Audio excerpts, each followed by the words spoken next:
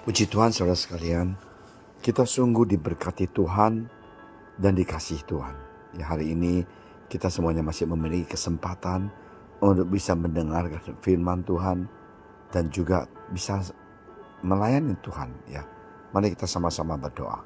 Terima kasih Tuhan Yesus atas kebaikan Engkau. Terima kasih Tuhan atas berkat Engkau. Terima kasih atas kasih sayang Engkau. Terima kasih Tuhan Yesus atas perlindungan Engkau terhadap kami semuanya.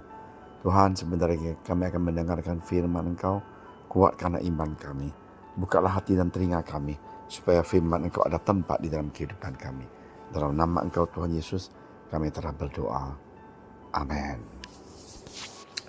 Saudara sekalian, di Amsal 3 ayat 27-35, Alkitab mengatakan janganlah menahan kebaikan daripada orang-orang yang berhak menerimanya, padahal engkau mampu melakukannya.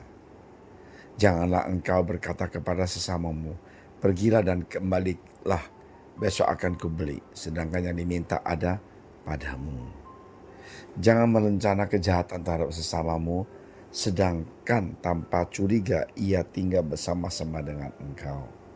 Janganlah bertengkar tidak semena-mena dengan seseorang jikalau ia tidak berbuat jahat kepadamu. Janganlah iri hati kepada orang yang melakukan kelaliman, dan janganlah memilih satu pun dari jalannya. Karena orang yang sesat adalah kekejian bagi Tuhan, tetapi dengan orang jujur ia bergaul erat.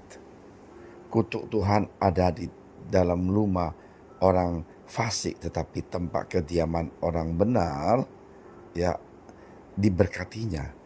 Apabila ia menghadapi pencemoohan, maka ia pun mencemoh. Tetapi orang yang rendah hati dikasihinya. Orang yang bijak akan mewarisi kehormatan, tetapi orang yang bebal akan menerima cemooh. Saudara sekalian, ayat ini begitu luar biasa, mengajar kita berbuat baik. Hidup adalah kesempatan.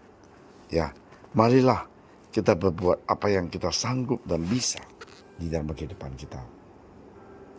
Ada peribahasa, sesal dahulu pendapatan, sesal kemudian tak berguna. Dengan kata lain, artinya adalah kalau kita menunda melakukan kebaikan dan bertampak pada penderitaan orang lain, padahal sebenarnya kita mampu melakukan perbuatan baik. Ajakan untuk hidup dalam kebaikan itu disampaikan juga oleh penulis Amsal. Pertama, kita harus memberikan kepada semua orang apa yang sepantasnya diterima, baik karena keadilan maupun karena belas kasihan, dan janganlah menunda-nunda melakukannya. Sebuah kesalahan besar jika kita tidak melakukan hal yang adil atas hak orang lain, atau tidak menunjukkan belas kasihan kepada orang yang sungguh-sungguh memerlukan. Kita tidak boleh mencari-cari alasan untuk tidak melakukan apa yang menjadi kewajiban kita, juga tidak boleh merasa bahagia atas penderitaan yang dirasakan orang lain. Jangan sekali-kali kita senang kalau orang lain itu sengsara. Yang kedua, kita diingatkan untuk tidak mencari-cari masalah yang dapat menimbulkan perpecahan dan pertengkaran. Manusia itu hobi dan senang lihat orang bertengkar. Jangan berupaya untuk merencanakan secara tersembunyi perbuatan-perbuatan jahat yang dapat mencelakai orang lain. Jika kita dianggap baik oleh seseorang, tetapi kemudian kita melakukan tindakan yang mencelakakannya, hal itu adalah tindakan yang keji. Kita mengatakan keji sekali.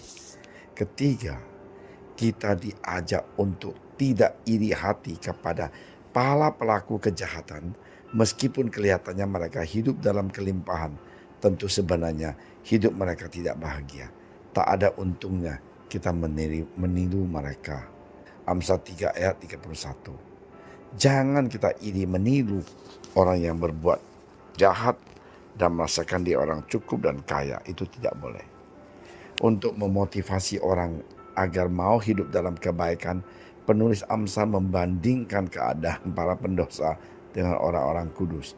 Ia mempertentangkan tangan keduanya supaya tampak jelas kebahagiaan orang-orang kudus sekalipun teraniaya dan betapa sengsaranya orang yang berbuat jahat. Nah, saudara sekalian, bersyukurlah atas berkat yang diberikan Tuhan. Kiranya Ia menganugerakan kemampuan agar kita dapat merencanakan dan melakukan kebaikan kepada sesama dengan berkat yang dikaruniakannya tepat pada waktunya dan tepat sasarannya. Tuhan Yesus sungguh baik. Dia mengajar kita, jangan 1, 2, 3, jangan ini, jangan itu. Semuanya adalah untuk kebaikan kita. Mari kita sama-sama berdoa. Tuhan, terima kasih atas kebaikan Engkau. Terima kasih atas firman Engkau yang begitu luar biasa. Janganlah kita iri hati.